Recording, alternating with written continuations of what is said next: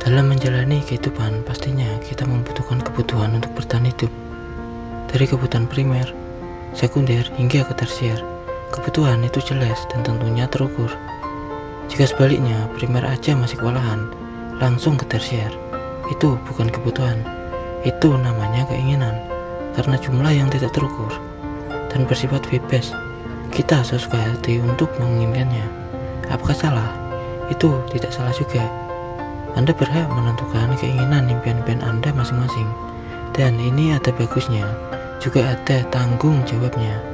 Jangan hanya mau enaknya, tidak ada kehidupan yang begitu. Rasa keinginan yang berlebihan memang kadang membuat diri kita nyaman, terbang, berubah hero, I wanna be dia, I wanna be itu. Namun, lama-kelamaan jika tidak terlaksana, diri sendiri merasa dibuat kelelahan olehnya dan frustasi dengan fakta kejadian yang belum pernah terwujud dari keinginan tersebut. Memang apa yang Anda alami tidak semuanya salah, ini juga dialami hampir semua manusia saat ini. Ditambah lagi karena pergerakan teknologi yang begitu cepat dan bebas. Apakah ini fakta? Ya, ini fakta. Mengapa ini jarang dibicarakan? Karena takut tidak laku. Mengapa tidak laku kalau itu benar dan fakta? Sulit untuk seseorang mau mendengarkan kebenaran karena takut fantasi mereka diganggu. Karena pikiran cenderung mengelompokkan dan membanding-bandingkan, maka dia akan lebih condong ke hal yang menyenangkan, meskipun hal yang tidak menyenangkan itu fakta, yang mana pasti dilaluinya, belum tentu orang akan mau menerima. Sehingga nanti akan banyak bermunculan kata mengapa. Bahkan sebenarnya banyak dari kita yang mengetahui fakta tersebut karena tidak ingin kecewa dengan fakta yang ada, dan saya juga tidak bertujuan merusak fantasi impian-impian Anda. Padahal saya hanya mengatakan fakta tentang tantangan kenyataan hidup, yang mana jika Anda berhasil menerima dan mengatasi tantangan tersebut, Anda akan mendapatkan apa yang benar-benar Anda inginkan. Bukankah ini cukup adil? Memang pada umumnya, menaikkan lapisan Anda menjadi orang yang sejahtera, jauh lebih berkecukupan, sangatlah dambaan bagi manusia saat ini. Dan musuh terbesar dan terberat dari manusia adalah dirinya sendiri. Untuk mengalahkan diri sendiri tidaklah mudah. Perlunya penguasaan diri, perlu bertindak, rencana yang bisa dijalankan, strategi, cara, serta langkah yang tepat. Butuh tekad yang kuat juga, pengetahuan, perjuangan, pengorbanan, kesabaran, keuletan, kreativitas, komitmen, dan tentunya konsistensi. Bagaimana? Kompleks kan? Akan lebih terlihat jelas kompleksitasnya jika didetailkan lagi. Tapi orang yang sudah sukses pasti tidak terlalu complicated akan hal itu. Kok gitu? Karena mereka sebagai pelaku yang sudah menjalankannya, bahkan sering melewatinya dengan mudah karena sudah menjadi biasa. Sekarang kita coba merenungkan dalam diri, apakah keinginan yang besar sudah imbang dengan kinerja kita? Tentunya Anda sendiri yang tahu jawabannya. Lah kok ribet?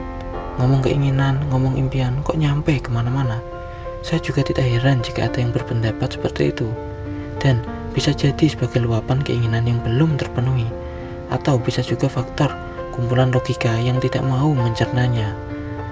Memang kebanyakan manusia berpola pikir berbeda-beda, karena sifat alami dari pikiran yang berusaha untuk selalu bergerak. Sedangkan tindakan belum tentu mau mengikutinya. Perlu diingat lagi, tidak peduli keadaan Anda lagi di bawah atau di atas, penerimaan hanya datang setelah energi dikerahkan. Apakah ada yang salah dengan keadaan? Tidak ada yang salah dengan keadaan seseorang. Yang salah adalah reaksi kita. Atau begini, dua orang melihat suatu fakta, tampilan yang sama, bahkan berpola pikir sama pun, ditambah lagi sama-sama membaca The Secret. Misalnya, belum tentu tindakannya sama, hasilnya pun akan berbeda. Ini berpola pikir sama loh. Apalagi kalau sampai berpola pikir beda, tentu makin beda jaraknya. Semua benda yang dibentuk oleh seseorang dengan tangannya, pertama-tama harus muncul terlebih dahulu di dalam pikirannya, dan di dalam pikirannya akan diteruskan untuk menjadikan energi yang bersumber di hati. Dan akhirnya tubuh mulai bergerak untuk menjadikan wujud benda nyata. Mungkin ini pertanyaan berikutnya. Jika pikiran saya benar, apakah impian saya itu salah? Tidak ada yang salah dengan impian Anda, tapi bergerak adalah faktor penentu berikutnya. Tidak peduli seberapa sering Anda memikirkan keinginan-keinginan Anda, impian-impian Anda, pada saat makan, saat tidur, saat bercinta, atau bahkan saat ke toilet lagi beol. Bergeraklah faktor penentu berikutnya. Kekuatan kita sebagai manusia yang membedakan dari makhluk hidup lainnya adalah otak, yang setiap hari memproduksi kumpulan pikiran-pikiran kita. Bertindak tanpa berpikir adalah suatu kecerobohan. Berpikir tanpa bertindak adalah kesia-siaan. Dua hal ini sama-sama saling pentingnya.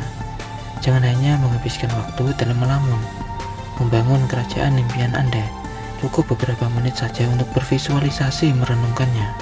Dan mulai bertindaklah sekarang. Segera curahkan seluruh akal Anda ke tindakan masa kini. Tidak ada yang salah dengan pikiran Anda. Justru, jika Anda tidak mulai bergerak, malah pikiran itu yang menggunakan Anda. Pikiran merupakan alat yang hebat jika digunakan dengan benar. Namun, jika digunakan dengan salah, pikiran akan sangat merusak. Mungkin Anda mulai merasakan bahwa pikiran bersifat mengulang, bukan? Pikiran bersifat pengulangan dan membuang banyak waktu Anda. Tetapi banyak juga yang bersifat berbahaya, yang mungkin saja tidak disadari. Karena menyimpang dan bersifat negatif, pikiran yang berbahaya ini dapat menyebabkan kebocoran yang serius buat energi kehidupan Anda. Disinilah hal-hal yang dibayangkan itu dapat menjadi salah dan menghasilkan perasaan negatif, yaitu khawatir. Jenis pikiran seperti ini sebenarnya bersifat adiktif atau kecanduan. Mengapa kita kecanduan dengan itu? Bukankah itu sama halnya menyiksa diri sendiri? Bahkan penyiksa itu terus-menerus menyiksa, menghukum, dan menggerogoti energi kehidupan Anda. Inilah penyebab kesengsaraan dan ketidakbahagiaan. Anda tidak menyadari bahwa Anda memiliki kuasa untuk menghentikan proses berpikir terus-menerus yang tidak Anda kehendaki itu. Alih-alih Anda terus dikuasai pikiran Anda bisa menciptakan saat jeda dalam pikiran dengan mengarahkan fokus perhatian Anda ke saat ini. Curahkan seluruh akal pikiran Anda ke tindakan masa kini. Berikan perhatian penuh pada setiap langkah-langkah tindakan Anda. Keadaan ini bukanlah keadaan egois. Keadaan ini malah justru tidak mementingkan diri sendiri. Jangan menunggu perubahan sebelum Anda bertindak. Dengan pikiran Anda dapat mendapatkan emas di dalam tanah. Tetapi emas tersebut tidak menambang sendiri, memurnikan sendiri, mencetak sendiri menjadi emas batangan berharga dan berjalan sendiri masuk ke saku Anda. Anda tidak bisa hanya mengandalkan pikiran saja dan tidak memperhatikan tindakan pribadi.